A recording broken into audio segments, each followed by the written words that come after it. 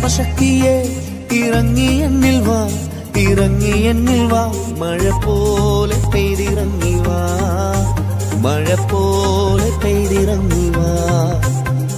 സ്വർഗീയത്തിയെ ഇറങ്ങി എന്നിൽ വാ, ഇറങ്ങി എന്നിൽ വാ, മഴ പോലെ പെയ്തിറങ്ങി വാ, മഴ പോലെ പെയ്തിറങ്ങി. കർത്താവായ യേശുക്രിസ്തുവിന്റെ നിസ്തുല നാമത്തിലുള്ള സ്നേഹവന്ദനം ഈ സംഗമോദ്ദേശത്തായിരിക്കുന്ന ഏവർക്കും ഞങ്ങൾ അറിയിച്ചുകൊള്ളുന്നു. ആത്മശക്തി ഇന്റർനാഷണൽ സുവിശേഷ പ്രവർത്തന സംഘത്തോടൊപ്പം ചേർന്ന് ഈ ദേശത്ത് കടന്നു വന്ന് സുവിശേഷ പ്രവർത്തനം നടത്തുവാൻ ദൈവം ഞങ്ങളെ സഹായിച്ചു. ദൈവത്തിന് സ്തോത്രം. പരിശുദ്ധനായ ദൈവമേ സ്തോത്രം ചെയ്യുന്ന കർത്താവേ, അപ്പാ ഈ ദേശത്ത് കടന്നു വന്ന് സുവിശേഷം അറിയിപ്പാൻ ദൈവം ഞങ്ങളെ സഹായിച്ചനായി സ്തോത്രം കർത്താവേ.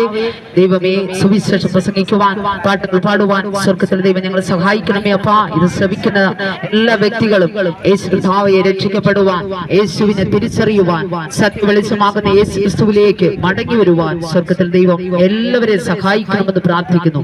പ്രാർത്ഥിക്കുന്നതിനായ സ്തോത്രം യേശു ക്രിസ്തുവിന്റെ വിലയേറിയ നാമത്തിനെ ആമേൻ. ദൈവത്തിന് സ്തോത്രം.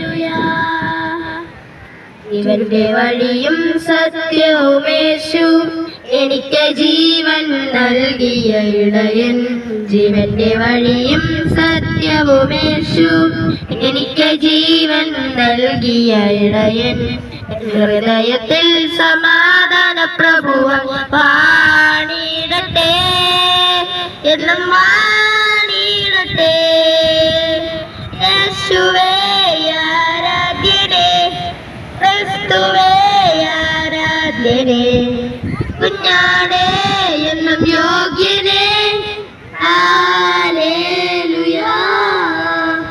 യേശുവേ ആരാധ്യനേ ക്രിസ്തുവേ ആരാധ്യനേ കുഞ്ഞാടേ എന്നും യോഗ്യനേ ഹല്ലേലൂയാ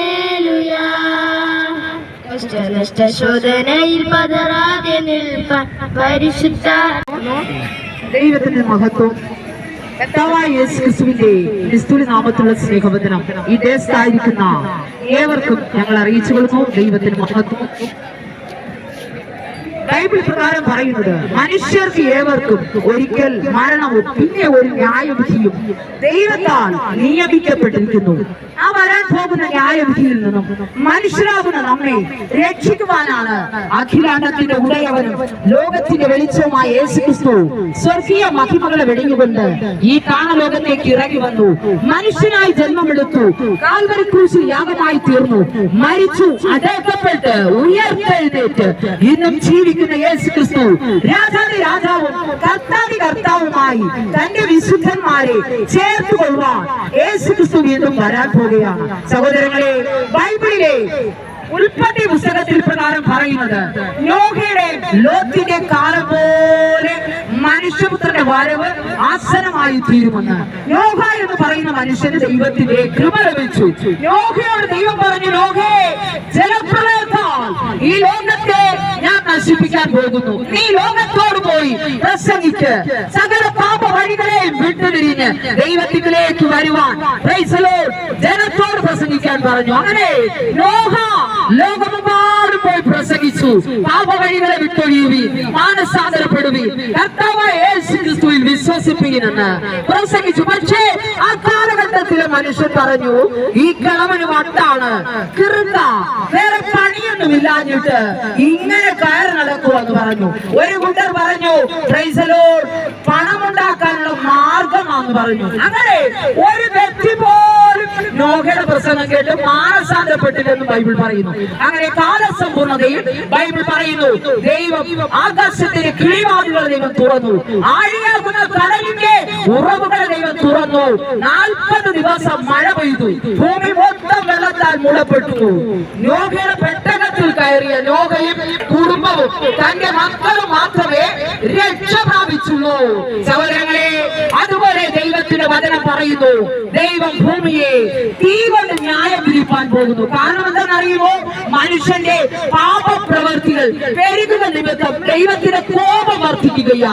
കഴിഞ്ഞ 2 വർഷം മുന്നേ കൊറോണ ലോകമെമ്പാടും വന്നപ്പോൾ ഈ ലോകത്തിലെ മനുഷ്യൻ നിലവിളിച്ചു, കരഞ്ഞു, അയ്യോ ഞങ്ങളെ രക്ഷിക്കണമേ, ഞങ്ങൾക്ക് ഇനി പുറത്തിറങ്ങണം, ദൈവമേ രക്ഷിക്കണമേ എന്ന് നിലവിളിച്ചു. അങ്ങനെ സകല മനുഷ്യരുടെ നിലവിളി ദൈവത്തിന്റെ മുൻപിലേക്ക് എത്തി. ദൈവത്തിന്റെ വചനം പറയുന്നു, പ്രൈസ് ദി ലോർഡ്, പകലിലെന്ന പോലെ രാത്രിയിലും മര്യാദയോടെ നടക്കാനാണ് ദൈവം പറയുന്നത്. സഹോദരങ്ങളെ, ഈ യേശുക്രിസ്തുവിനെ കൂടാതെ ഒരു വ്യക്തിക്ക് പോലും മോക്ഷലോകത്തെത്താൻ കഴിയില്ല. ദൈവം പറഞ്ഞു, ഏതെന്ന് പറയുന്ന തോട്ടത്തിൽ മനുഷ്യനെ പാർപ്പാനാക്കി. അവിടെ തോട്ടത്തിന്റെ നടുവിൽ നിൽക്കുന്ന വൃക്ഷത്തിന്റെ ഫലം നീ പറിച്ചു തിന്നരുത്, തിന്നുന്ന നാളിൽ നീ മരിക്കുമെന്ന് ദൈവം മനുഷ്യനോട് പറഞ്ഞു. എന്നാൽ മനുഷ്യൻ പ്രൈസ് ദി ലോർഡ് പാപം ചെയ്തു. ബൈബിൾ പറയുന്നത്, സാത്താൻ പാമ്പിന്റെ രൂപത്തിൽ സ്ത്രീയുടെ അടുക്കലേക്ക് കടന്നു വന്നിട്ട് അവരോട് ചോദിച്ചു, ദൈവം നിങ്ങളോട് വല്ലതും കൽപ്പിച്ചിട്ടുണ്ടോ? സ്ത്രീ പറഞ്ഞു, തോട്ടത്തിന്റെ നടുവിൽ നിൽക്കുന്ന വൃക്ഷത്തിന്റെ ഫലം പറിച്ചു തിന്നരുത്, പിന്നെ നാളിൽ നിങ്ങൾ മരിക്കുമെന്ന് ദൈവം കൽപ്പിച്ചെന്ന് പറഞ്ഞു. എന്നാൽ ഈ സാത്താൻ വഞ്ചകനാകുന്ന, അറുത്തും മുടിച്ചും മോഷ്ടിച്ചുകൊണ്ട് പോകാൻ കടന്നു വന്നിരിക്കുന്ന ഈ ലൂസിഫറും അവന്റെ 33 കോടി സൈന്യമാകുന്ന സാത്താൻ സ്ത്രീയോട് പറഞ്ഞു, ദൈവം നിങ്ങൾ ആ വൃക്ഷത്തിന്റെ ഫലം പറിച്ചു തിന്നാൽ നിങ്ങൾ ദൈവത്തെ പോലെയായി മാറും. ദൈവം മരിക്കുമെന്ന് പറഞ്ഞത് വെറുതെയാ, നിങ്ങളെ പറ്റിക്കാൻ പറഞ്ഞതാന്ന് പറഞ്ഞു. അങ്ങനെ സ്ത്രീ ആ വൃക്ഷത്തിന്റെ ഫലം പറിച്ചു തിന്നു, ഭർത്താവിന് കൊടുത്തു. ബൈബിൾ പറയുന്നു ആ ഭർത്താവാകുന്ന ആദാം എന്ന് പറയുന്ന ആദ്യ മനുഷ്യൻ ആ വൃക്ഷത്തിന്റെ ഫലം തിന്നപ്പോൾ ബൈബിൾ പ്രകാരം പറയുന്നു അവരുടെ കണ്ണുകൾ തുറന്നു. അവർ ഇരുവരും നഗ്നരെന്ന് അറിഞ്ഞെന്ന്, നഗ്നരായി തീർന്നു. അങ്ങനെ ബൈബിൾ പറയുന്നത് നഗ്നരായി തീർന്ന ഈ ആദാമും തന്റെ ഭാര്യയാകുന്ന ഹവ്വായും അത്തിയിലകൾ കൂട്ടി തൂങ്ങി വസ്ത്രമുണ്ടാക്കി ശരീരം മറച്ചിട്ട് ദൈവം എല്ലാ ദിവസവും വെയിലാറുമ്പോൾ മനുഷ്യന്റെ അടുക്കൽ ഇറങ്ങി വരിക പതിവായിരുന്നു. അങ്ങനെ മനുഷ്യനെ കാണുവാൻ ദൈവം വരികയാണ്. ദൈവം വന്നപ്പോൾ ദൈവം മനുഷ്യനെ ആക്കിയിരുന്ന സ്ഥലത്ത് കണ്ടില്ല. ബൈബിൾ പറയുന്നു ഈ ആദാമും ഹവ്വയും ഒളിച്ചിരിക്കുകയാണ്. ദൈവം വിളിച്ചു, ആദാമേ നീ എവിടെ? അപ്പോൾ ആദാം വിളി കേട്ടു. ആദാം പറഞ്ഞു, ദൈവമേ ഞങ്ങൾ ഒളിച്ചിരിക്കുകയാ. ദൈവം ചോദിച്ചു, ആരാ നിന്നോട് ഒളിപ്പാൻ പറഞ്ഞത്? ദൈവമേ നീ എന്നോടുകൂടെ നീ എനിക്ക് ഭാര്യയായിട്ട് തന്ന ഈ സ്ത്രീ എന്നെ ചതിച്ചു. അവർ തോട്ടത്തിന്റെ നടുവിൽ നിൽക്കുന്ന വൃക്ഷത്തിന്റെ ഫലം പറിച്ചു തിന്നു, എനിക്ക് തന്നു. ഞങ്ങൾ ഇരുവരും നഗ്നരായി തീർന്നു, ആകയാൽ ഞങ്ങൾ ഒളിച്ചിരിക്കുന്നു. ദൈവം പറഞ്ഞു, പുറത്തേക്ക് വരിക. ബൈബിൾ പ്രകാരം പറയുന്നു ദൈവം തോലുകൊണ്ട് വസ്ത്രമുണ്ടാക്കി ഈ ഭാര്യയെ ഭർത്താവിനെ ആദാമിനെ ഹവ്വയെ ധരിപ്പിച്ചു. സഹോദരങ്ങളെ, നഗ്നരായി പാപം ചെയ്ത് നഗ്നരായി തീർന്ന മനുഷ്യനെ വസ്ത്രം ധരിപ്പിച്ചത് ദൈവമാണ്. കോളേജ് കുമാരിമാർ വസ്ത്രം എത്രത്തോളം ചുരുക്കാൻ പറ്റുമോ, വസ്ത്രം എത്രത്തോളം ചെറുതായിട്ട് ഇടുവാൻ പറ്റുമോ അങ്ങനെ അവരുടെ നടപ്പ്. സഹോദരങ്ങളെ, ബൈബിൾ പറയുന്നു മാനത്തോടിരിക്കുന്ന മനുഷ്യൻ വിവേകഹീനനായ നശിച്ചു പോകുന്ന മൃഗങ്ങൾക്ക് തുല്യരത്രേ.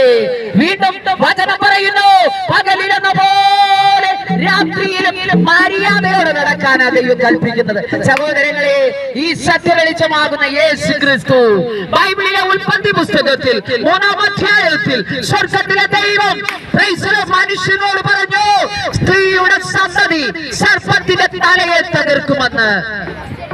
സാത്താന്റെ തലയെ, പഴയ പാമ്പാകുന്ന സാത്താന്റെ തലയെ ദൈവം യേശു ക്രിസ്തു തകർത്തു.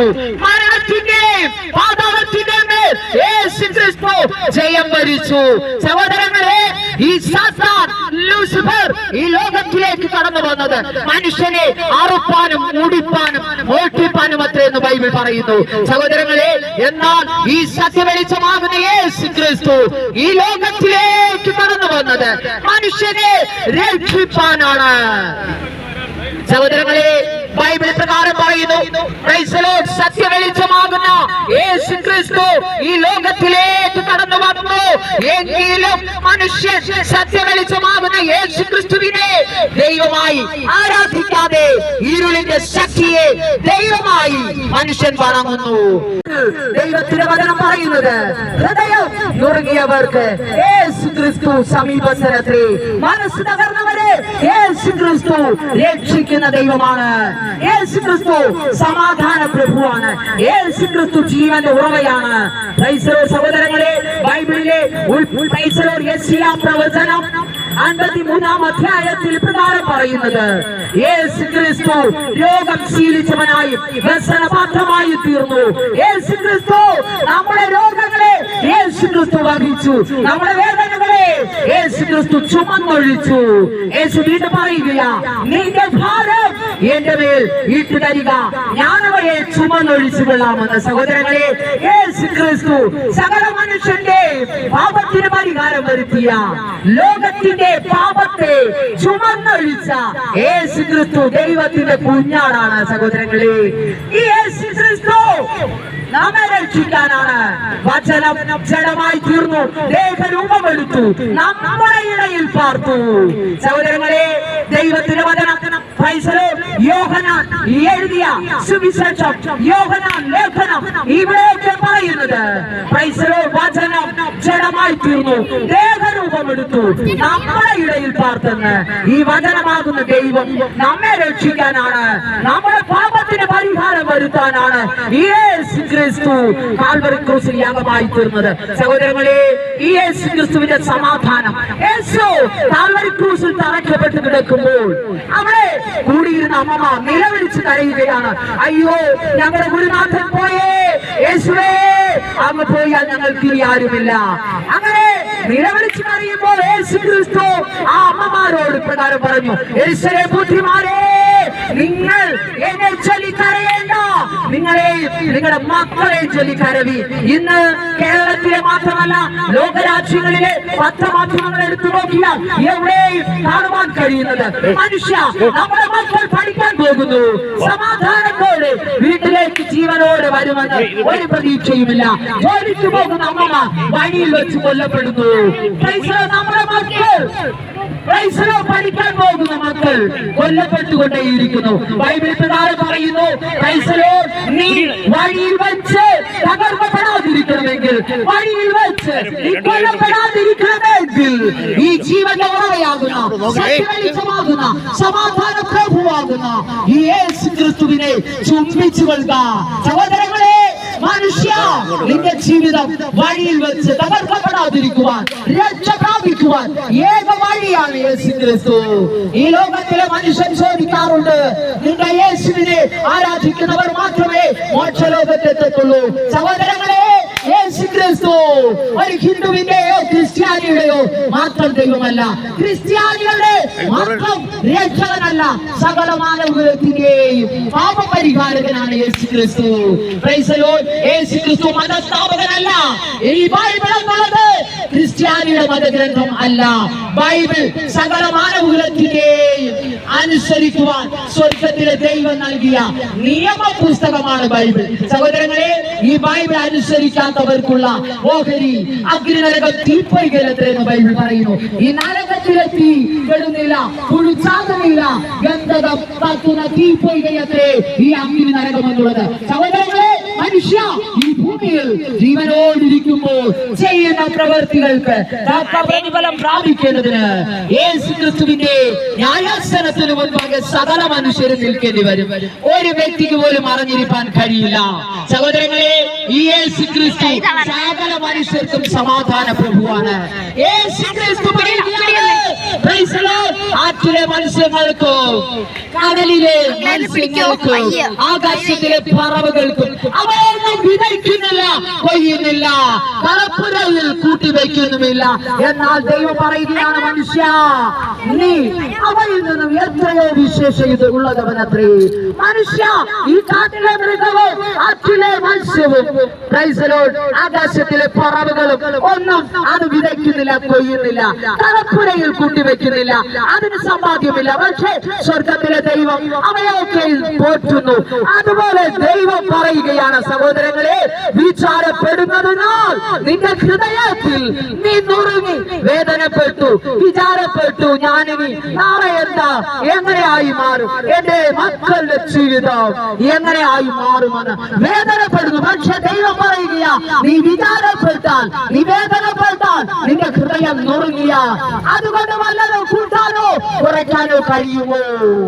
ഇല്ല, ഒരു മുഴം കൂട്ടാൻ കുറയ്ക്കാൻ കഴിയില്ല സഹോദരങ്ങളെ. ആകയാൽ യേശു ക്രിസ്തു പറയുകയാണ്, നിന്റെ ഭാരം എന്റെ മേലിട്ട് തരിക, ഞാനവയെ മാറ്റിത്തരാം, ഞാനവയെ ചുമന്നൊഴിച്ചു കൊള്ളാമെന്ന്. യേശു ക്രിസ്തു കാൽവരി ക്രൂശിൽ യാഗമായി തീർന്നവൻ. യേശുവിന്റെ ശരീരം ഉഴവച്ചാൽ പോലെ ആടിച്ചു തകർക്കപ്പെട്ടു. എന്തിനെന്നറിയുമോ? നമ്മുടെ പാപത്തിന് പരിഹാരം വരുത്തുവാൻ, നമ്മെ രക്ഷിക്കുവാനാ യേശു ക്രിസ്തു യാഗമായി മാറിയത്. സഹോദരങ്ങളെ, ഈ യേശു ക്രിസ്തു വരാൻ പോകുന്ന ന്യായവിധി നാളിൽ ഈ യേശു ക്രിസ്തു എല്ലാ സിംഹാസനത്തിൽ ന്യായാധിപനായിട്ടിരിക്കും. അന്ന് സകല മനുഷ്യരും യേശു ക്രിസ്തുവിന്റെ മുമ്പിൽ നിൽക്കേണ്ടി വരും. ബൈബിൾ പറയുന്നു, സ്വർഗത്തിലെ ദൈവത്തിന്റെ ജീവന്റെ പുസ്തകത്തിൽ പേരെഴുതി കാണാത്ത ഏവരെയും ദൈവം തീപ്പൈകൾ തള്ളിയിടും. ഈ തീപ്പൈക രണ്ടാമത്തെ മരണമത്തേന്ന്. ആകയാൽ സഹോദരങ്ങളെ, നരകമാകുന്ന അഗ്നി നരകം ഗന്ധകം കത്തുന്ന തീപ്പൈക, അവിടേക്ക് നാം മരിച്ചാൽ നാം അവിടെ പോകാതെ മോക്ഷലോകം യേശു ക്രിസ്തുവിന്റെ രാജ്യമാണ്. ആകയാൽ ഭൂമിയിൽ ജീവനോടിരിക്കുമ്പോൾ യേശു ക്രിസ്തുവിന്റെ മക്കളായി ജീവിക്കുക, വെള്ളത്തിലിറങ്ങി സ്നാനമേൽക്കുക, ദൈവമക്കളായി വിശുദ്ധ ജീവിതം നയിക്കുക. സഹോദരങ്ങളെ, ദൈവത്തിന്റെ വചനം സങ്കീർത്തനക്കാരൻ പറയുന്നു, 93-ാം സങ്കീർത്തനം, വിശുദ്ധി ദൈവത്തിന്റെ ആലയം, ദൈവം വസിക്കുന്ന മന്ദിരമാണ്, ദൈവം വസിക്കുന്ന ആലയമാണ് മനുഷ്യന്റെ ഹൃദയം, മനുഷ്യന്റെ ശരീരം. ഈ ദൈവത്തിന്റെ വചനം പറയുന്നു, വിശുദ്ധി ദൈവത്തിന്റെ ആലയമാകുന്ന മനുഷ്യന്റെ ഹൃദയത്തിന്, മനുഷ്യന്റെ ശരീരത്തിന് എന്നേക്കും ഉചിതം തന്നെയെന്ന്. ആകയാൽ സഹോദരങ്ങളെ, ഈ യേശു ക്രിസ്തുവിനെ രക്ഷകനായി ദൈവമായി സ്വീകരിച്ച് വരാൻ പോകുന്ന ന്യായവിധിയിൽ നിന്നും മോചനം പ്രാപിക്കുവാൻ സ്വർഗത്തിലെ ദൈവം നമ്മയെവരെയും സഹായിക്കട്ടെ. എല്ലാ യൗവനക്കാരെയും എല്ലാ കൊച്ചുകൂട്ടുകാരെയും കർത്താവായ യേശു ക്രിസ്തു സഹായിക്കട്ടെ. ഈ യേശു ക്രിസ്തുവിന്റെ ന്യായവിധി നാളിൽ ബൈബിൾ പറയുന്നു, പ്രൈസ് ദി ലോർഡ്, സകല മനുഷ്യരുടെയും ആത്മാക്കളെ തിരികെ ഭൂമിയിലേക്ക് ദൈവം പറഞ്ഞുവിടും. എന്തിനറിയുമോ? എവിടെയാണോ നമ്മളെ ചുട്ടത്, ആ ചുട്ട തീ ശരീരം തിരികെ ഏൽപ്പിക്കും. നിങ്ങളുടെ ആത്മാവ് വന്ന് ആ തീയിൽ നിന്നും ശരീരം ഏറ്റുവാങ്ങും. ഇന്നുള്ളതുപോലെ ശരീരങ്ങൾ രൂപാന്തരം പ്രാപിച്ച് യേശു ക്രിസ്തുവിന്റെ മുമ്പിൽ നിൽക്കേണ്ടി വരുമെന്ന് ബൈബിൾ പറയുന്നു. അടക്കം ചെയ്തവരെ ഭൂമി തിരികെ ഏൽപ്പിക്കും, കടലിൽ വീണവരെ കടൽ ഏൽപ്പിക്കും, ആകാശത്തിൽ വെച്ച് മരിച്ചുപോയവരെ ആകാശം തിരികെ ഏൽപ്പിക്കും. ശരീരങ്ങൾ ഇന്നുള്ളതുപോലെ നമ്മുടെ ആത്മാവ് വന്ന് ഏറ്റുവാങ്ങി രൂപാന്തരം പ്രാപിച്ച് യേശു ക്രിസ്തുവിന്റെ മുമ്പിൽ നിൽക്കേണ്ടി വരും. ബൈബിൾ പ്രകാരം പറയുന്നു, ചൂള പോലെ കത്തുന്ന ഒരു ദിവസം വരാൻ പോകുന്നു. അന്ന് സകല ദുഷ്പ്രവർത്തിക്കാരും സകല മന്ത്രവാദികളും ശുദ്രക്കാരന്മാരും വിമാരാധികളും ഒക്കെ താവഴിയായി തീരുമെന്ന് ബൈബിൾ പറയുന്നു. സഹോദരങ്ങളെ, ബിംബങ്ങളെ വിഗ്രഹങ്ങളെ ഉണ്ടാക്കുകയും അവയെ പ്രശംസിക്കുകയും ചെയ്യുന്നവരൊക്കെ ലജ്ജിച്ചു പോകുമെന്ന് ബൈബിൾ പറയുന്നു. എന്നാണെന്നറിയുമോ? അത് യേശു കർത്താവിന്റെ ന്യായവിധി നാളിലാണ് ലജ്ജിച്ചു പോകുന്നത്. മനുഷ്യൻ ചോദിക്കും, അതെ, നിന്റെ ക്രിസ്ത്യാനി മാത്രമേ മോക്ഷം പ്രാപിക്കത്തുള്ളൂ. സഹോദരങ്ങളെ, ക്രിസ്ത്യാനിയെ മാത്രം ചേർപ്പാനല്ല യേശു ക്രിസ്തു മോക്ഷലോകം ഒരുക്കിയിരിക്കുന്നത്. സകല മനുഷ്യരുടെ രക്ഷയ്ക്ക് വേണ്ടിയാണ് യേശു ക്രിസ്തു മോക്ഷലോകം ഒരുക്കിയത്. ബൈബിൾ പ്രകാരം പറയുന്നു, ഈ ക്രൂശിന്റെ വചനം അത് രക്ഷിക്കപ്പെടുന്നവർക്ക് ദൈവശക്തിയാണ്. എന്നാൽ യേശു ക്രിസ്തുവിനെ ജീവനോർമ്മയാകുന്ന ഈ സത്യവെളിച്ചമാകുന്ന യേശു ക്രിസ്തുവിനെ തള്ളിപ്പറയുന്നവർക്ക് ഇത് ന്യായവിധിക്ക് മാത്രമായി മാറുമെന്ന്. ദൈവമക്കളായി ജീവിക്കുക. ബൈബിൾ വീണ്ടും പറയുന്നത്, പ്രൈസ് ദി ലോർഡ്, ഈ മനുഷ്യൻ പറയും നന്മ പ്രവൃത്തികൾ ചെയ്താൽ മതി. ബൈബിൾ പറയുന്നു, യേശു ക്രിസ്തുവിനെ അനുസരിക്കാത്ത സകല മനുഷ്യരുടെ നന്മ പ്രവൃത്തികൾ കറപിടിച്ച വെറും തുണി പോലെയത്രേ. ചിലർ പറയും, മരിച്ചാൽ കർമ്മോ ക്രിയ നടത്തിയാൽ മതി, രക്ഷ പ്രാപിക്കാമെന്ന്. എന്നാൽ ബൈബിൾ പറയുന്നു, കർമ്മങ്ങൾക്കോ നേർച്ചകൾക്കോ കാഴ്ചകൾക്കോ ആണ്ടുബലിക്കോ ഒന്നും നിന്നെ മോക്ഷലോകത്തെത്തിക്കാനാകില്ല. ഭൂമിയിൽ ജീവനോടിരിക്കുമ്പോൾ നിന്റെ മരണത്തിന് മുമ്പേ നീ യേശുവിനെ അനുസരിക്കണം. സഹോദരങ്ങളെ, ഈ യേശു ക്രിസ്തുവിന്റെ മക്കളായി ജീവിക്കുക. സ്വർഗ്ഗത്തിലെ ദൈവം ധന്യമായി നമ്മെ ഏവരെയും അനുഗ്രഹിക്കുമാറാകട്ടെ. ആമേൻ. ദൈവത്തിന്റെ സ്തോത്രം. ശോധനയിൽ പതറാതെ നിൽപ്പാൻ പരിശുദ്ധാത്മാവിന് അഭിഷേകം നൽകി. കഷ്ടനിഷ്ഠ ശോധനയിൽ പതറാതെ നിൽപ്പാൻ പരിശുദ്ധാത്മാവിന് അഭിഷേകം നൽകി. പരുമു പ്രയാണത്തിൽ പതറി വിടാതെ വേഗത്തണൽ സാന്ത്വനമേകി. വരുമു പ്രയാണത്തിൽ പതറി വിടാതെ വേഗത്തണൽ സാന്ത്വനമേകി. യേശുവേ ആരാധ്യനേ, ക്രിസ്തുവേ ആരാധ്യനേ, കുഞ്ഞാടേ എന്നും യോഗ്യനേ, ഹല്ലേലൂയ. യേശുവേ ആരാധ്യനേ, ക്രിസ്തുവേ ആരാധ്യനേ, കുഞ്ഞാടേ എന്നും യോഗ്യനേ, ഹല്ലേലൂയ.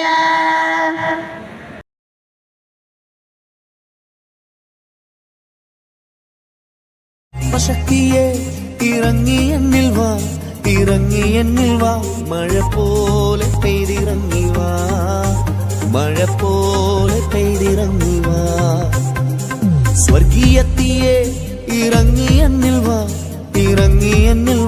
മഴ പോ